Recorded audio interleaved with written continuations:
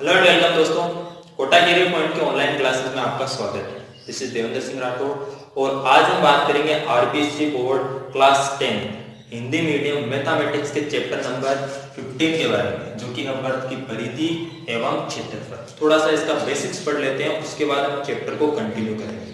Okay, तो सबसे पहले हमें ये देखना है कि वर्त क्या होता है। वर्त होता है अनंत बिंदुओं से बनी हुआ आकृति जिसका प्रत्येक बिंदु एक स्थिर बिंदु से निश्चित दूरी पर स्थित होता है, उसको हम वर्त बोलते हैं। देखिए, अनंत बिंदुओं से बनी हुई आकृति जिसका प्रत्येक बिंदु एक स्थिर बिंदु से निश्चित दूरी पर स्थित होता है, यानी इस पर आप कोई भी बिंदु ले लो, इससे बराबर दूरी पर स्थित होगा। ओके, अब ये जो स्थिर बिंदु होता है इसको हम बोलते हैं वर्त का केंद्र या फिर केवल केंद्र आप इसको बोल सकते हो। और ये जो निश्चित दूरी होती है इसको हम बोलते हैं वर्त की त्रिज्या, और इस त्रिज्या को हम आर से लेते हैं। ओके, ये जो सीमा बन रही है ना बाहर की ओर, ठीक है, या फिर पूरे एक चक्कर यहाँ से शुरू करो, पूरा एक चक्कर लगाने में जो दूरी तय होती है उसको हम बोलते हैं वर्त की परिधि। वर्त की परिधि। ओके, अब परिधि पर स्थित कोई भी दो बिंदुओं को मिलाने वाला रेखाखंड होता है वर्त की जीवा। कोई भी दो बिंदु ले लो, एक बिंदु ए और दूसरा बिंदु बी, इन दोनों बिंदुओं को मिलाने वाला रेखाखंड होता है जीवा। ओके, अब ऐसी जीवा जो वर्त के केंद्र से होकर जाती है उसको हम बोलते हैं व्यास। ऐसी जीवा जो वर्त के केंद्र से होकर जाती है उसको क्या बोलते हैं? व्यास। और व्यास होता है वो त्रिज्या का 2 गुना होता है, या फिर त्रिज्या व्यास की आधी होती है। ये हो गया वर्त। ओके, अब हम बात करते हैं हमारे सबसे पहले टॉपिक के बारे में, जो कि है वर्त की परिधि। अभी मैंने आपको बताया वर्त की परिधि क्या होती है। कोई भी एक बिंदु ले लो और पूरा एक चक्कर लगाने में जो दूरी तय होती है उसको वर्त की परिधि बोलते हैं। और वर्त की परिधि ज्ञात करने का सूत्र होता है 2 पाई आर। 2 पाई आर, जहां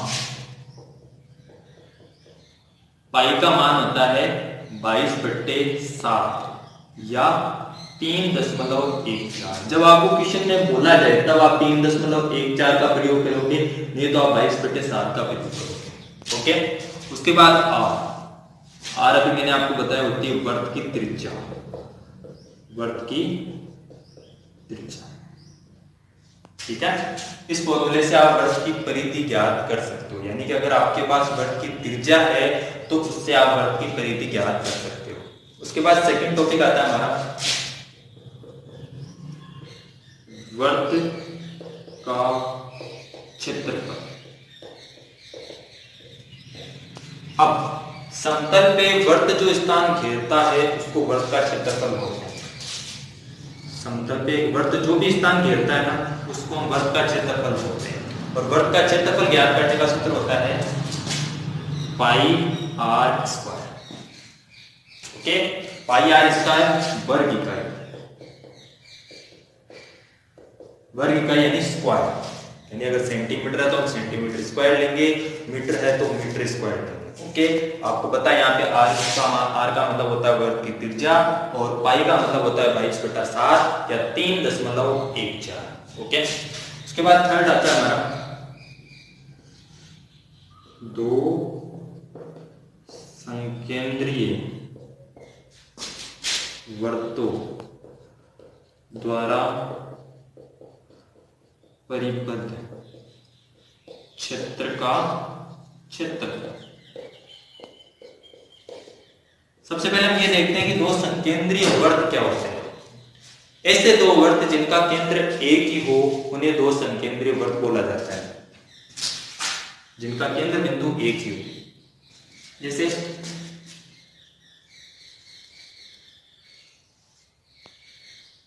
इन दोनों वर्तों का केंद्र एक ही है तो इनको हम 2 संकेंद्रीय वर्त बोलेंगे।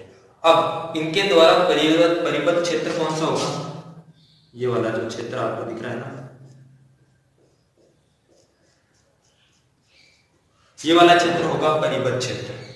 ओके, अब बड़े वाले वर्त की त्रिज्या अगर आप r1 मानो और छोटे वाले वर्त की त्रिज्या अगर आप r2 मानो तो इस परिबद्ध क्षेत्र का क्षेत्रफल ज्ञात करने के लिए हम क्या करेंगे, बड़े वाले वर्ग के क्षेत्रफल में से छोटे वाले वर्ग के क्षेत्रफल को घटा देंगे तो ये परिबद्ध क्षेत्र का क्षेत्रफल आ जाएगा। तो बड़े वाले वर्ग का क्षेत्रफल हो जाएगा पाई r1 square minus pi r2 square, और यहाँ पे आप पाई को कॉमन ले सकते हो, तो पाई r1 square minus r2 square वर्ग इकाई। ये हो गया दो संकेंद्रीय वृत्तों द्वारा परिबद्ध क्षेत्र का क्षेत्रफल। ओके, तो 15.1 के अंदर हम केवल इन तीन ही सूत्रों का प्रयोग करेंगे, इसलिए मैंने आपको ये तीन ही बताया नहीं। तो हमारा एग्जांपल नंबर 3 है, एक साइकिल का पहिया 11 किलोमीटर चलने में 5000 चक्कर लगता है, तो पहिए का व्यास क्या है। सबसे पहले आपको पता है कि पहिया वर्ताकार होता है और पहिया जब एक चक्कर लगाता है तो वो बराबर होगा वर्ग की परिधि के। ठीक है, सबसे पहले आपको दिया गया है क्योंकि 5000 चक्कर लगाने में तय दूरी, 5000 चक्कर लगाने में कितनी दूरी तय होती है, 11 किलोमीटर। ठीक है, अब 11 किलोमीटर को जब आप मीटर में बदलोगे तो आप 1000 से गुणा करोगे, 11 × 1000, और मीटर को जब आप सेंटीमीटर में बदलोगे तो आप 100 से गुणा करोगे, तो ये हो गया सेंटीमीटर। ओके, उसके बाद 5000 इसको आप नीचे भेज दोगे तो यहाँ पे 1 बचेगा, यानी कि एक चक्कर लगाने में तय दूरी बराबर 11 × 1000 × 100 बटा 5000। ठीक है, तो ये 3 0 से 3 0 कट गए। ओके, अब आपको पता है एक चक्कर लगाने में तय दूरी, पहिया एक चक्कर लगाएगा तो वो किसके बराबर होगा, वर्ग की परिधि के बराबर होगा। परिधि आपको पता है क्या होती है, 2 पाई r, यानी एक चक्कर लगाने में तय दूरी किसके बराबर होगी, 2 पाई r की। उसके बाद इधर क्या बचा, 11 × 100 बटा 5। ठीक है, उसके बाद 2 × पाई को आप लिख सकते हो 22 बटा 7 इंटू r बराबर 11 × 100 बटा 5। r को यहीं पे रखो, बाकी सबको उधर भेज दो। r बराबर 11 × 100 × 7 बटा 5 × 2 × 22, यानी जो नीचे थे वो ऊपर चले गए, जो ऊपर थे वो नीचे आ गए। उसके बाद क्या क्या कट रहा है, 2 का भाग जाएगा 50वां, 5 का भाग जाएगा 10वां। ठीक है, 11 का भाग जाएगा 2 बार, 2 का भाग जाएगा 5 बार, 7 को 5 से गुणा करेंगे तो r का मान आ गया 35 सेंटीमीटर, वर्ग की त्रिज्या आ गई। ठीक है, आपको व्यास ज्ञात करना है, अर्थात वर्ग का व्यास। व्यास आपको पता है त्रिज्या का 2 गुना था, 2 × त्रिज्या आ गई 35 सेंटीमीटर, यानी 70 सेंटीमीटर आ गया आपका वर्ग का व्यास। ओके, तो अब हम बात करते हैं एक्सरसाइज 15.1 के बारे में, जिसका क्वेश्चन नंबर 1 है, वर्ग की त्रिज्या आपको दी गई है, तो वर्ग की परिधि और क्षेत्रफल ज्ञात करना। आपको पता है वर्ग की त्रिज्या आपके पास अगर है तो आप परिधि और क्षेत्रफल ज्ञात कर सकते हो फॉर्मूले का यूज करें। ठीक है, सबसे पहले आप लिखोगे वर्ग की त्रिज्या r बराबर 3.5 सेंटीमीटर। ठीक है, वर्ग की परिधि और क्षेत्रफल आपको ज्ञात करना है, तो आप लिखोगे चूंकि वर्ग की परिधि बराबर होती है 2 पाई r, 2 × पाई का मान 22 बटा 7 × r का मान 3.5। ठीक है, तो 7 का भाग 5 बार जाएगा, यानी 0.5 बचेगा। 2 × 22 को इससे गुणा करेंगे और एक अंक के बाद पॉइंट लगा देंगे। ठीक है, तो पॉइंट का कोई मतलब नहीं है। 11 को 2 से गुणा करेंगे 22 सेंटीमीटर, वर्ग की परिधि आती है। ठीक है, अब हम ज्ञात करेंगे वर्ग का क्षेत्रफल। आपको पता है क्योंकि वर्ग का क्षेत्रफल बराबर होता है पाई r स्क्वायर। पाई का मान हो गया 22 बटा 7 इंटू r का मान हो गया 3.5 का होल स्क्वायर 22/7 इंटू स्क्वायर यानी 3.5 इंटू 3.5 लिखेंगे। 7 का भाग जाएगा 5 बार 0.5। 22 को 0.5 से गुणा करेंगे तो आएगा 11 इंटू 3.5। अब एक बार पॉइंट को भूल जाओ और 35 को 11 से गुणा कर दो। 35 इंटू 11 ये हो गया 385 और वापस एक अंक के बाद पॉइंट। अभी क्षेत्रफल तो आप लिखोगे centimetre square. Okay, question number second है, एक वर्ग की परिधि आपको दी गई है, वर्ग का क्षेत्रफल आपको ज्ञात करना है, ठीक है ना। तो परिधि आपको दी हुई 44 मीटर, क्योंकि वर्ग की परिधि आपको दी हुई है 44 मीटर, ठीक है। वर्ग की परिधि होती है 2 पाई r बराबर 44 मीटर, ठीक है। यहाँ पे 2 इंटू पाई का मान हो गया 22/7 इंटू r बराबर 44। r को यहीं पे रखेंगे और बाकी सबको उधर भेज देंगे, तो r बराबर हो गया 44 इंटू 7/2 इंटू 22। 22 का भाग 44 में 2 बार, 2 से 2 कट गया, तो r का मान आ गया 7 सेंटीमीटर, ठीक है। वर्ग का क्षेत्रफल ज्ञात करना, वर्ग का क्षेत्रफल ज्ञात करने का सूत्र होता है, क्योंकि वर्ग का क्षेत्रफल बराबर होता है, आपको पता है, पाई r स्क्वायर। पाई का मान हो गया 22/7 इंटू r का मान हो गया 7 सेंटीमीटर। 7 सेंटीमीटर का होल स्क्वायर 22/7 इंटू 7 का स्क्वायर हो गया 49 सेंटीमीटर स्क्वायर। 7 का भाग जाएगा 7 बार, 7 को 22 से गुणा करेंगे 154 सेंटीमीटर स्क्वायर आ गया आपका वर्ग का क्षेत्रफल। ओके, क्वेश्चन नंबर 3 के अंदर है, एक अर्धवर्ताकार प्लॉट है, ठीक है, जिसकी त्रिज्या 21 मीटर है। तो इसका क्षेत्रफल और परिमाप आपको ज्ञात करना है, ठीक है। तो सबसे पहले हम बनाते हैं अर्धवर्ताकार प्लॉट। कुछ इस प्रकार का अर्धवर्ताकार प्लॉट है जिसकी त्रिज्या आपको दी गई है 21 मीटर। तो इसका क्षेत्रफल और परिमाप आपको ज्ञात करना है, ठीक है। तो क्योंकि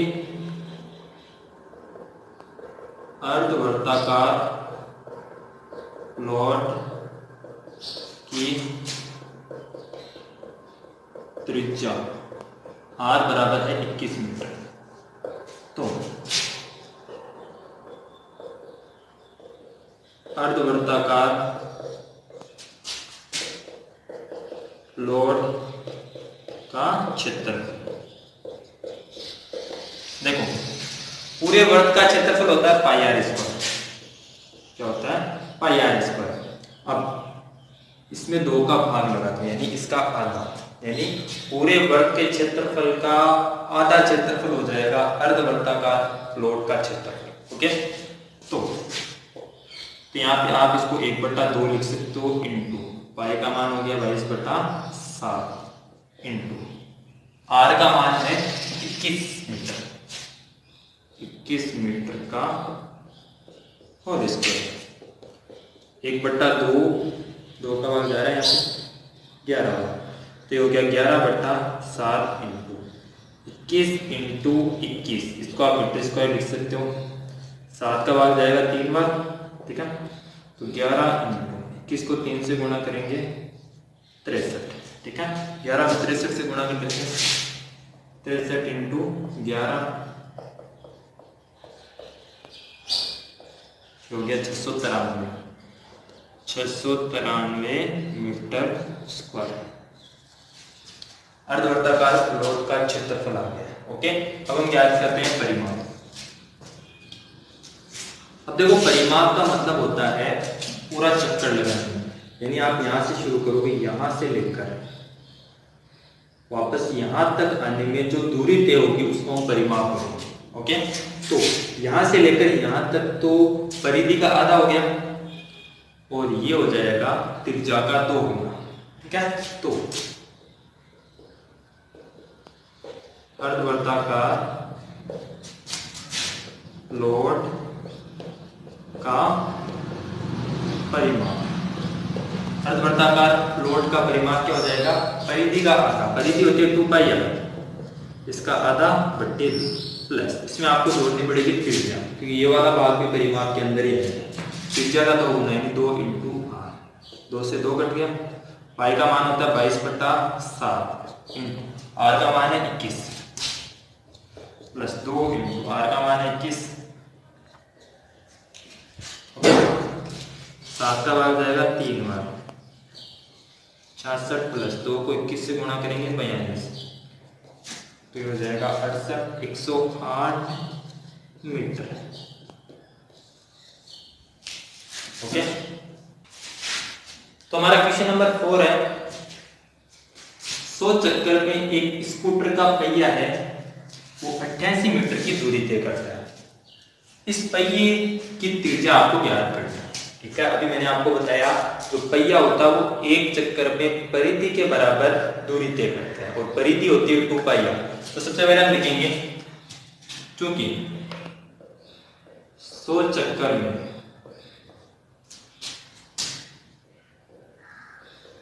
पहिए द्वारा तय दूरी बराबर 88 मीटर। ठीक है, एक चक्कर में कितनी दूरी तय करेगा, एक चक्कर में पहिए द्वारा तय दूरी हो गई 88/100। ठीक है, अब एक चक्कर लगाने में तय दूरी वर्त की परिधि के बराबर होगी, और वर्त की परिधि होती है 2 पाई आर।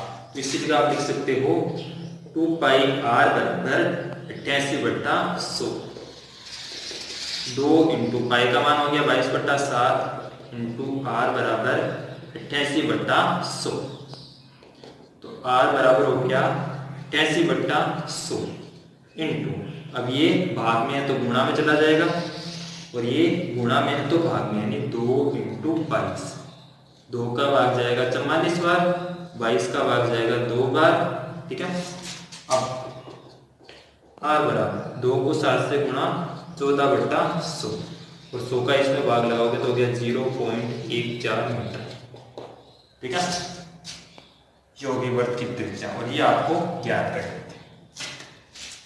क्वेश्चन नंबर 5 जो कि है, एक वर्ताकार प्लेट का क्षेत्रफल आपको दिया गया है, इसकी परिधि ज्ञात करनी है, और परिधि ज्ञात करने के लिए आपको त्रिज्या की आवश्यकता होगी, और त्रिज्या आप ज्ञात कर सकते हो वर्त के क्षेत्रफल से। तो आप लिखोगे सबसे पहले, चूंकि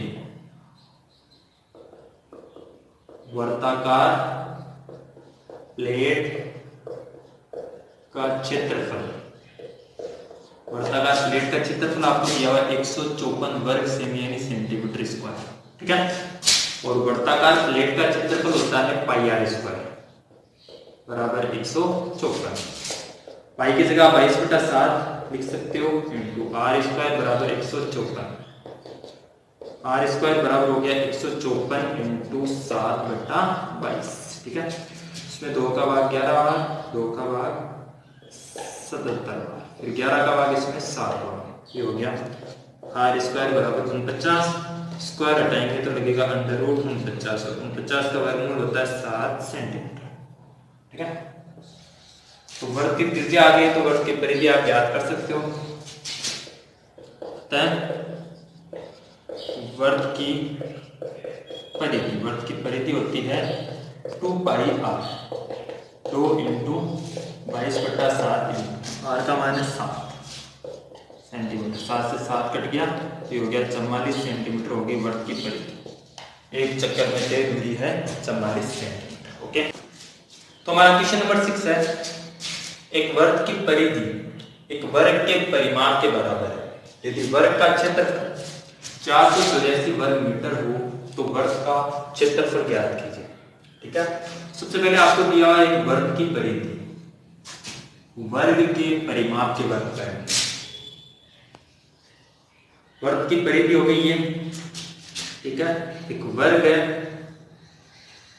इसका परिमाप यानी चारों भुजाओं का योग बराबर है इसकी परिधि इसके परिमाप के बराबर है। ठीक है ना, चित्र थोड़ा छोटा बड़ा हो गया। वर्ग का क्षेत्रफल आपको दिया 484 वर्ग मीटर, 484 वर्ग मीटर यानी आप मीटर स्क्वायर लिख सकते हो। तो वर्ग का क्षेत्रफल ज्ञात करना। आपको क्या ज्ञात करना है?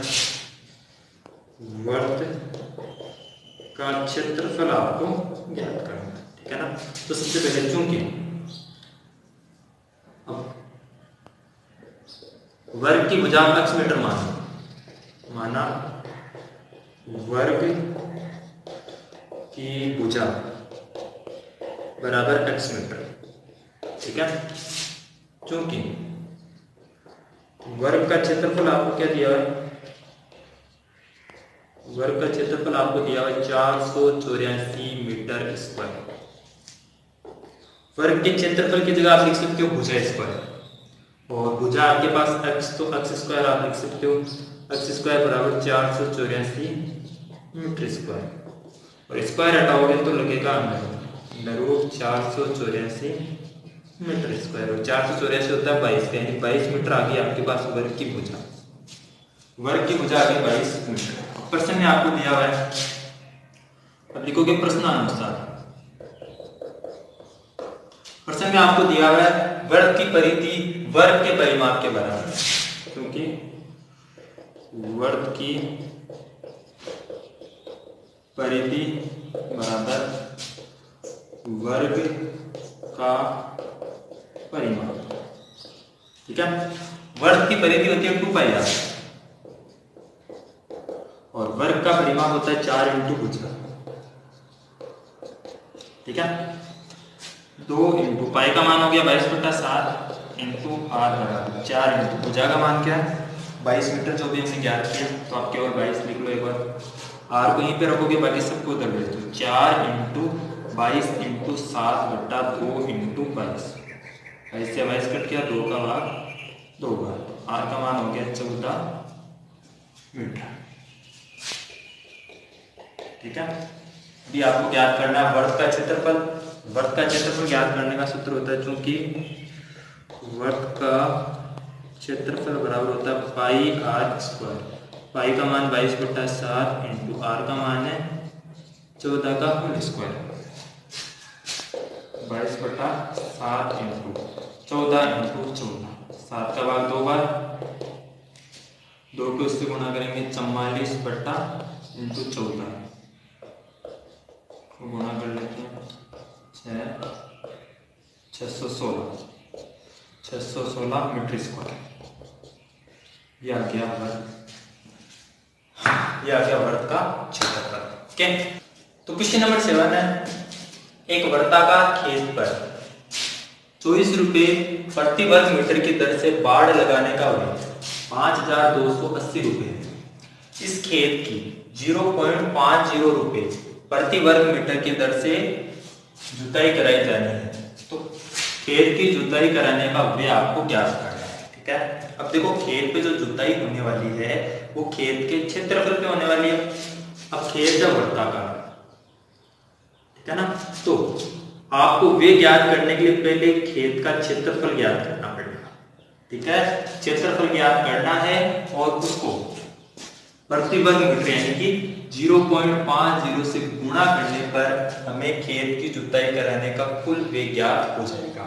यानी हमें क्या करना है, इस खेत का क्षेत्रफल ज्ञात करना है, ओके। अब क्षेत्रफल ज्ञात करने के लिए आपके पास होनी चाहिए वर्ग की त्रिज्या। त्रिज्या ज्ञात करने के लिए यहाँ पे देखो, एक वर्ताकार खेत पर 24 रुपए प्रति मीटर की दर से बाड़ लगाने का व्यय 5280 रुपए। अब बाड़ कहां पे लगेगी? बाड़ लगेगी वर्ग की परिधि पे, केवल और केवल कहां पे लगेगी? वर्ग की परिधि, और परिधि की लंबाई होती है 2 पाई r, और 2 पाई r मीटर में बाड़ लगाने का व्यय है 5280 रुपए। 2 पाई r मीटर क्या है? ये बाड़ लगाने की दूरी है, और इस दूरी में बाड़ लगाने का व्यय है 5200। सिंपल है। सबसे पहले केवल आप इसको देखो, 24 रुपए प्रति मीटर, यानी 1 मीटर में बाड़ लगाने का व्यय है 24 रुपए। अब देखो बीचों की 1 मीटर में बाड़ लगाने का व्यय कितना है? 24 रुपए। सिंपल है। 1 मीटर अगर हम बाड़ लगाएंगे तो कितने रुपए लगेंगे? 24 रुपए। अगर 2 पाई r मीटर बाड़ लगाएंगे, 2 2 पाई आर मीटर यानी पूरी बाढ़, समझ रहे हो ना। 2 पाई आर मीटर बाढ़ लगाएंगे तो 5280 रुपए लगेंगे। तो 2 पाई आर से दोनों तरफ गुणा, तो 2 पाई आर मीटर में बाढ़ लगाने का व्यय बराबर 2 पाई आर इंटू 24, ठीक है। अब 2 पाई आर मीटर में बाढ़ लगाने का व्यय कितना है 5280, तो इसकी जगह आप लिख सकते हो 5280 बराबर 2 इंटू पाई का मान 22/7 इंटू आर इंटू 24, ठीक है। अब जो गुणा में है उसको भाग में भेज दो, जो भाग में है वो गुणा में भेज दो। तो 5280 इंटू भाग में तो 7 है तो 7 गुणा में आ गया, और जो गुणा में वो भाग में 2 इंटू 22 इंटू 24 बराबर 8, ठीक है। अब 2 का भाग इसमें जा रहा है 2 6 4 0, ठीक है। उसके बाद इसमें 2 का भाग जा रहा है 11 बार, इसमें 2 का भाग जा रहा है 1320 बार, 11 का भाग इसमें जाएगा 11 एकम 11 4 दूनी 22 120 बार, ठीक है।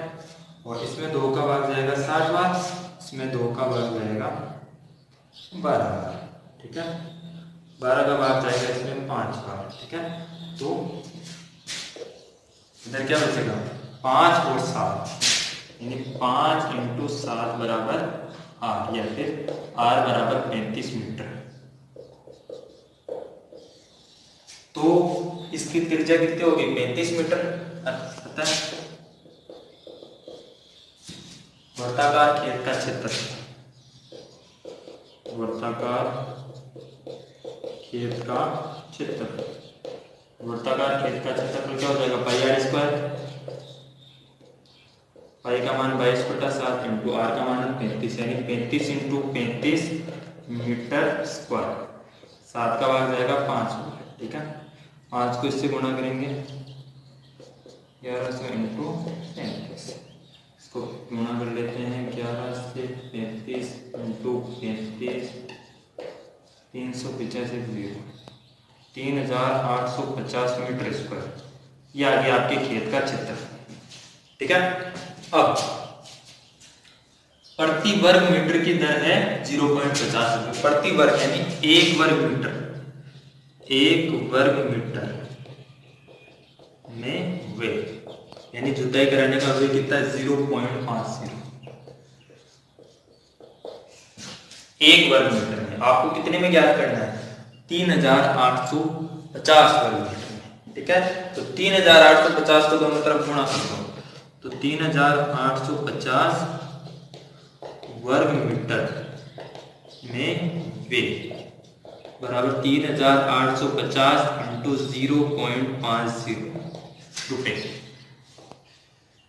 एक बार पॉइंट को भूल जाओ और 5 को इससे गुणा, 0 जिसका 5 2 8 40 41 का 2 असल की 4 5 15 19, ठीक है। और ये 0 2 अंकों के बाद पॉइंट, तो 1925 रुपए लगेंगे, कितने लगेंगे 1925 रुपए, ओके। क्वेश्चन नंबर 8, एक वर्ताकार घास के मैदान की त्रिज्या आपको 35 मीटर दी हुई है, ठीक है। इसके चारों ओर 7 मीटर चौड़ा मार्ग बना हुआ है, तो मार्ग का आपको क्षेत्रफल ज्ञात करना है। एक वर्ताकार घास का मैदान है, केंद्र ओ मान लेते हैं, जिसकी त्रिज्या आपको 35 मीटर दी हुई है, 35 मीटर, ठीक है। इसके चारों ओर 7 मीटर चौड़ा मार्ग बना हुआ है, इसके चारों ओर एक मार्ग बना हुआ है जिसकी चौड़ाई कितनी है 7 मीटर, ठीक है। तो इस मार्ग का क्षेत्रफल, तो ये मार्ग क्या हो गया दो संकेंद्रीय वृत्तों द्वारा परिबद्ध क्षेत्र का क्षेत्रफल, जिसका सूत्र हमने लिखा था, ठीक है। तो सबसे पहले क्योंकि वर्ताकार घास के मैदान की त्रिज्या, वर्ताकार घास के मैदान की त्रिज्या R1 होगी 35 मीटर, ठीक है। उसके बाद मार्ग सहित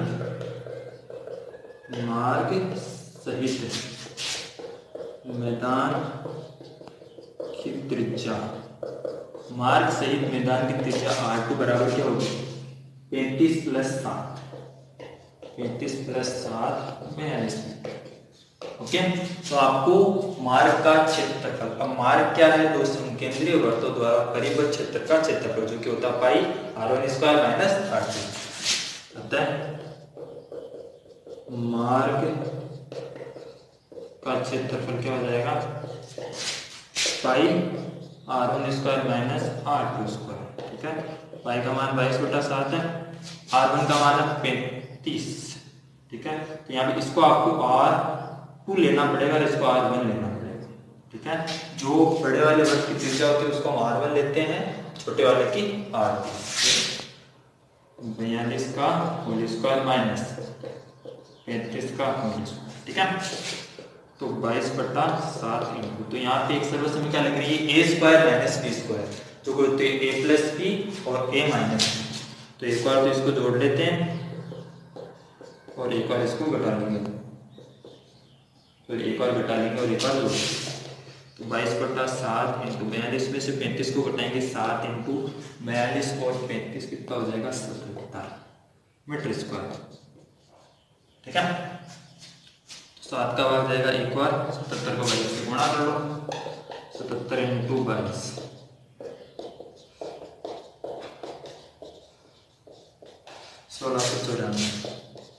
1694 मीटर स्क्वायर। ये आ गया इस मार्ग का क्षेत्रफल। ओके, क्वेश्चन नंबर 9 और 10 के अंदर आपको ऑप्शन दिए गए जिसमें दो संकेंद्रीय वृत्तों द्वारा परिबद्ध क्षेत्र का क्षेत्रफल होता है पाई, कैपिटल R है बड़े वाले वृत्त की त्रिज्या और स्मॉल r है छोटे वाले वृत्त की त्रिज्या। ओके, इसके बाद क्वेश्चन नंबर 10 के अंदर आपको बड़े वृत्त की त्रिज्या और छोटे वृत्त की त्रिज्या दी गई है, तो वृत्त द्वारा परिबद्ध क्षेत्र का क्षेत्रफल आपको ज्ञात करना है। ठीक है, तो ये इस तरफ आप लगाओगे, पाई का मान 22/7 इंटू R1 का मान है 4 + 3 और 4 - 3, जैसा कि हमने किया था 22/7 इंटू 7 इंटू 1, एक बार तो 22 सेंटीमीटर। इसके साथ आपके एक्सरसाइज 15.1 कंप्लीट होती है। ठीक है, तो अब इसमें इसके अंदर आपके कोई भी प्रॉब्लम हो, जो भी मैंने समझाया, कोई भी क्वेश्चन हो तो आप कमेंट में लिख सकते हो। ठीक है, जो नेक्स्ट वीडियो होगा आपके वो प्रॉब्लम में सॉल्व कर दूंगा। तो जो भी प्रॉब्लम आपकी हो, छोटी से छोटी जो भी प्रॉब्लम हो, आप कमेंट में नीचे लिखें, उसका सॉल्यूशन मैं करूंगा। Okay, thanks for watching.